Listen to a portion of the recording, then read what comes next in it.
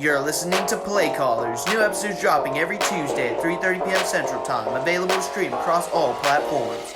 Also, be sure to check out the Tiger's Den podcast. New episodes dropping every Monday at 3:30 p.m. Central Time. Available to stream across all platforms.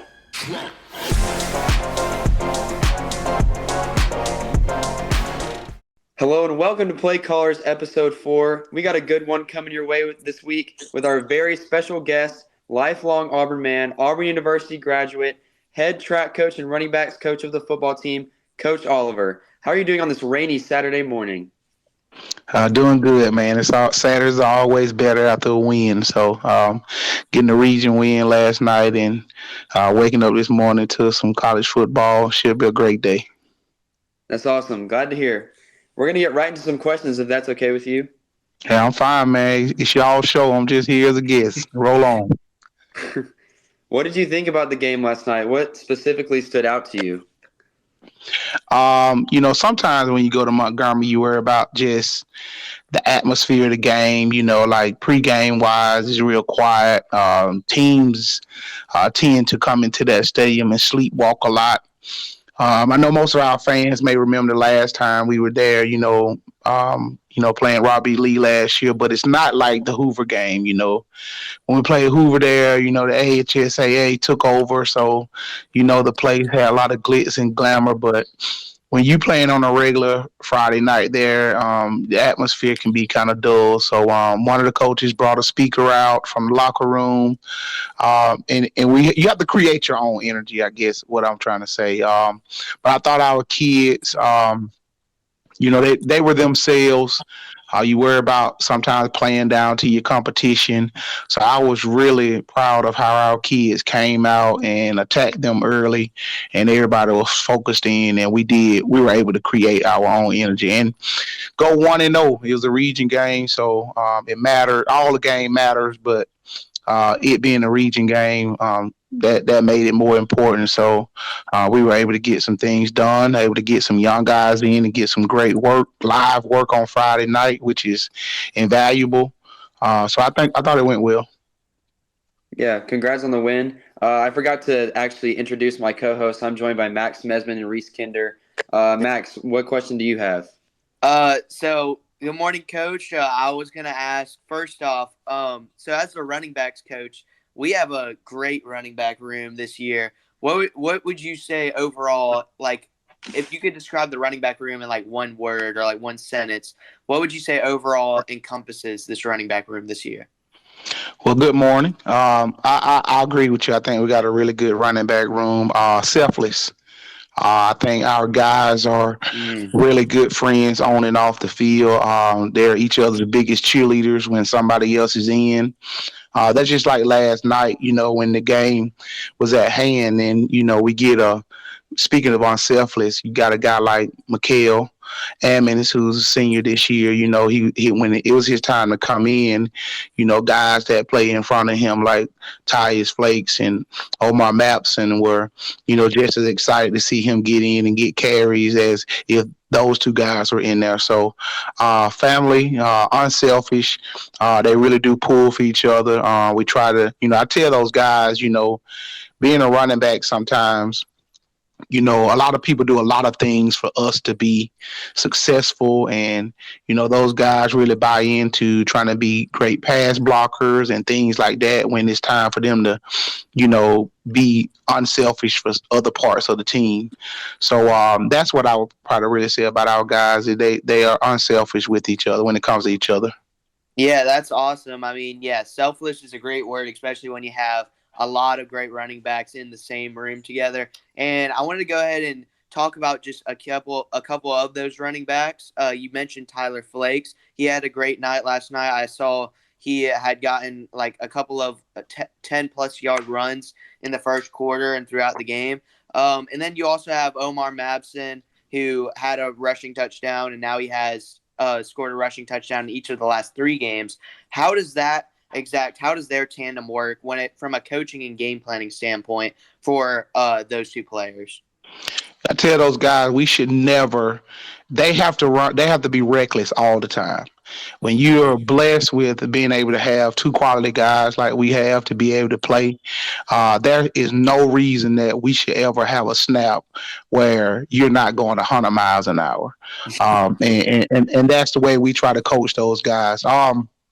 Yeah, Tyus, been knowing Tyus for a long time. I coached his older brother back in the day when he was at Auburn High School. So just again, real unselfish guys. They run hard, really good vision for both of them. Omar being the young kid. Has really picked up things really fast, and has a really real bright future. Tyus, I thought he bounced back really well.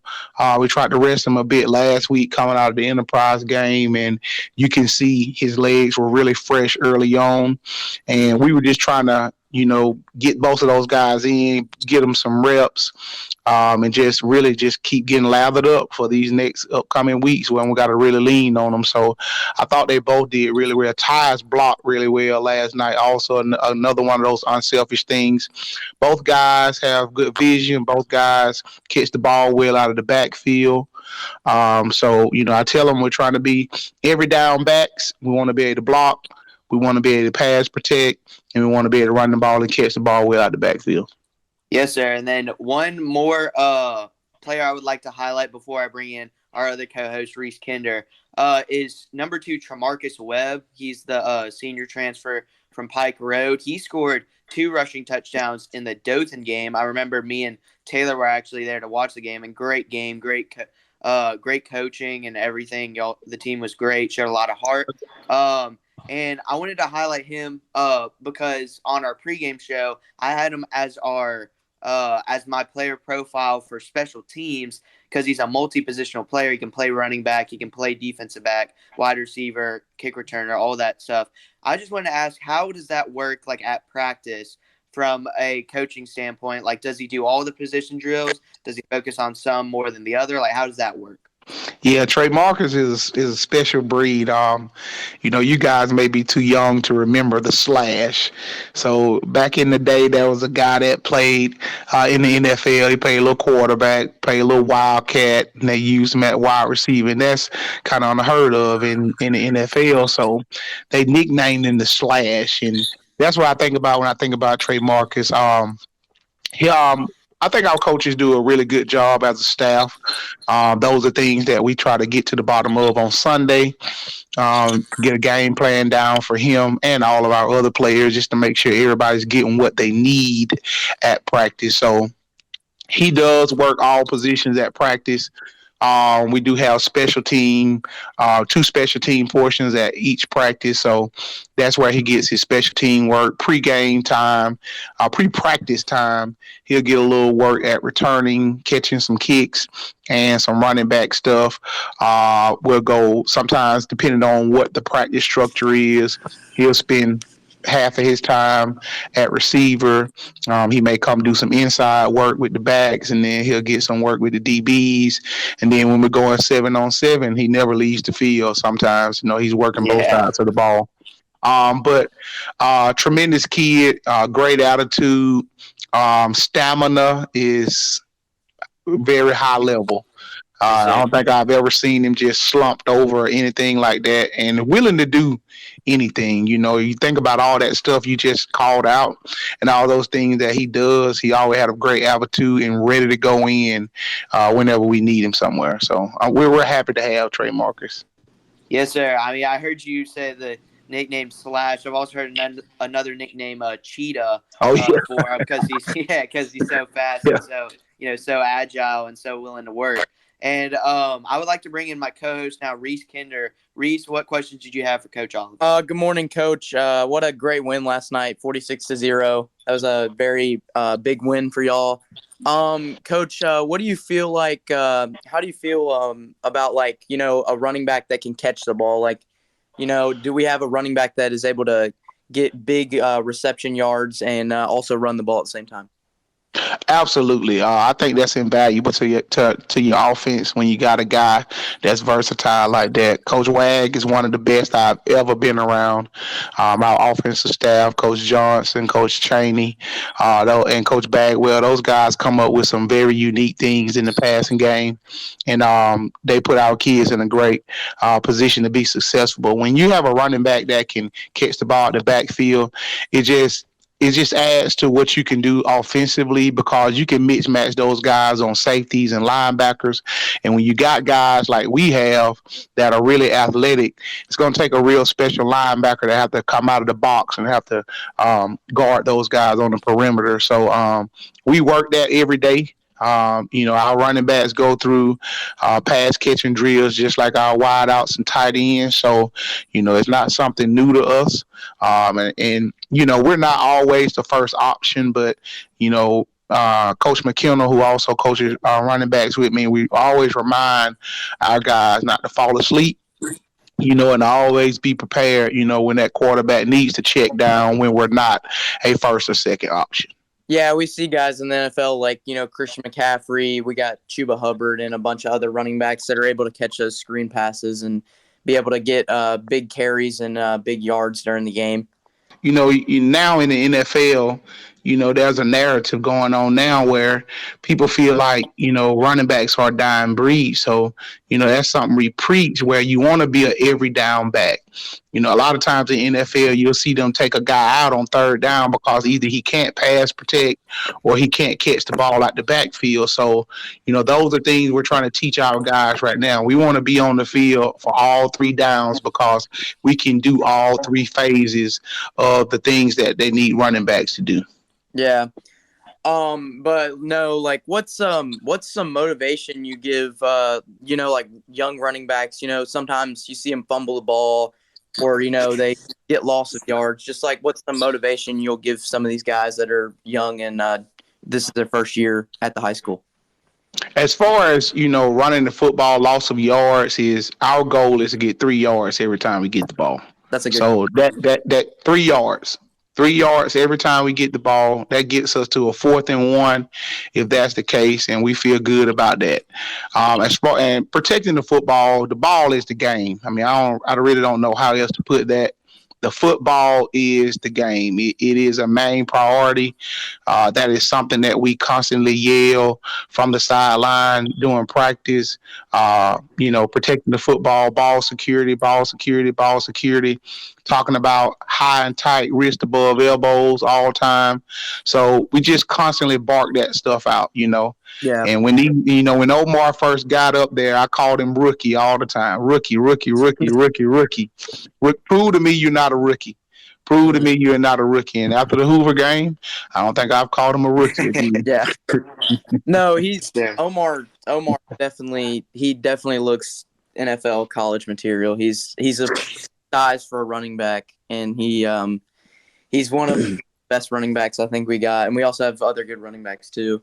But speaking of running backs, last night, how do you think we ran the ball against Jag? I mean, I know Jag doesn't have the best defense, but how do you think we ran the ball last night?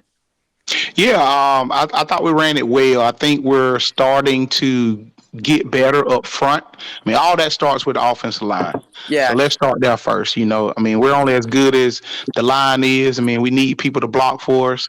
I mean, even our quarterback, we can't do it by ourselves. And I think our offensive line is starting to get a little bit grittier with this new brand of offense that we're running right now. They're starting to get their hats on people, getting their backs flat, and start moving some people up out of there. I thought Henry Allen did a really good job week 2. Trying to find his gaps. I think this week at practice, he starts seeing things a little bit better, and that's going to add another dimension to us. So overall, as a group, I thought we ran it really well last night. We looked very physical, and that's what we're going to have to be moving forward. Yeah. Well, thanks, Coach Oliver. But Taylor, do you have any questions for Coach Oliver? I don't. Yeah. Hope you can hear. So in my intro, I was talking about like how involved you are with the community. I just wanted to ask, how special is the city of Auburn to you? It's everything, man. A lot of people, I'm a product of Auburn City Schools. I was born right here in this city. Obviously, things were a lot different back then. You know, I was a Dean Road kid at that time. We didn't have all these newer schools. You know, Drake Junior High School. The old campus was my high school that I graduated from. So Auburn is home to me. There's no, I mean, it have to be a super special situation for me to leave. There's nowhere else I want to be, man. I'm blessed beyond measure to be able to coach at my high school. You know, I was telling one of the other coaches that is from here, like this school has been to 3 state championship games, and you know, even though we're still searching for that first one, like I was a part of that. I was able to see. I was here when Auburn University won a national championship. I was here to see some of the dark days and some of the glory days, and I wouldn't trade it for nothing, man. You know, our mantra right now is playing for the A. Mm-hmm. You know, that's been in my heart since I was born. So it's the best place in the world for me. So it is really special to see where this program is now and where this city is now and how different things are downtown. It's almost surreal sometimes to see where this place has come, but and where it's That's going, awesome. you know, where it's going. That's exciting also. I can say for the three of us, we're glad that you're not planning on leaving for sure. Yeah. Nah, but I saw a news article that you won Teacher of the Year. I can't remember what year it was. I think it was 2020 or 2021. What do you have to say to the people like trying to give back to the community and the youth of the city of Auburn, just as you are right now? just being yourself, man. That was a really cool moment. I was very excited to represent Rice Monroe Elementary School, my resource staff. We got great administration over there, our teachers and our students. But you know what else was really cool about that was being able to represent PE teachers and coaches. Mm-hmm. I think a lot of times people feel like, you know, as coaches that, you know, what we do during the day is just a buffer to get to practice. And don't get me wrong, I love practice. I love track meets. I love football games. But, you know, what we do during the day, you know, pays the bills. And, you know, I know the guys that I sit next to up in that coach's office, there are some high quality teachers in there. Guys that actually care about students, guys that actually care about grades. And to be able to represent that group was probably as special as anything else, you know, just to let people know that, you know, I don't go out and just roll the ball out every day. I actually try to add some content to things that I do. I care about my students. I care about this city. I care about the future of this city, and trying to do my part in, you know, raising up the youth. You know, we're here to try to impact lives, and I get to do it on a lot of different levels, you know, being an elementary teacher. So that's another thing that I love about being at elementary school is, you know, it's not just high school students all the time that I get to work with. So, you know, I like trying to, you know, start with the foundation with the younger kids. And, you know, we have a responsibility, man. And, you know, I go out here every day and just try to do my job, you know, and it's cool to get recognized for it, but if that never happened, it wouldn't stop what I do every day. That's awesome. Sir. Well, that's all the questions I have. Max and Reese, y'all got any more? I just wanted to ask one more question because Taylor talked about you also being the head coach of the track team, which I just got to say we've been, you know, great your entire tenure as the head coach. And, I mean, I just want to say how awesome is that being able to coach two sports. And also another question is, would you say those two coaching jobs as the running backs coach and the track coach, do they like coincide? Do they help each other? Coaching track is awesome, man. It's been really fun. You know, tons. We have I feel like I I'm not good at talking about myself, but I feel like we have a pretty good program. Yes, I feel like we do some really good things. I feel like we have kids that get opportunities to go to the next level and learn a lot of things through athletics here at Auburn High School. I had a great opportunity to learn under one of the best in the business, and that's our current AD, Dan Norton. Who passed that off to me. But we got a really good staff, and I feel like we put a quality product out. It helps in a way as far as knowing the football players. Being able to get some of these guys out and because I've been able to watch them in football. But the other unique thing about track is that's another opportunity again for me to do something different, and that's also work with female athletes. Yes, sir. During football season, you don't see that. So I think that is also great. Again, that's another demographic that I get to try to impact every day. Track is a little bit different on me mentally because the buck stops with me being at the top. Yes, sir. A lot of decision making, a lot of fires and things to put out. Fundraising, parents, booster clubs, all those things. So it can get a little stressful sometimes. I can lean on other people doing football. So sometimes in track, when the buck stops with you is a little bit different. But it's very unique. It keeps me busy year round. Very thankful for my family, my wife and my 2 kids for putting up with me being gone so much. But I have fun doing it, man, and they allow me to do it. So as long as they cool with it, I'm gonna keep rolling. Yes, sir. Well, you do a great job. Thank you. And that's all the questions I have. Reese, you got anything else? Nope. That's all the questions I got. All right. Well, that's going to do it for Playcallers episode 4. We truly thank you, Coach Oliver, for your time and giving back to the community of Auburn the way you do and being a true definition of the Auburn man. Anything else you want to say to the fans, Coach Oliver? I appreciate you guys. Y'all do a high quality job. Fans, please pack out the Duck Friday. Can't wait to be at home. I'm so excited to be at home. So please come out to the game. Another region game. Let's pack it out and let's get a dub. Yes, sir. Right, Thank you, Coach. Thank you for your time. Have a blessed rest of your week and an amazing Saturday today. You too. Thank you, guys. You're welcome. War No Eagles. problem. All right. Bye. Thanks for listening to this week's edition of Playcallers. Be sure to check out our episodes dropping every Tuesday at 3:30 p.m. Central. Also be sure to check out our other podcast, The Tiger's Den, where we dive into the world of sports. Be sure to check out those episodes coming out every Monday at 3:30 p.m. Central. Thanks for listening.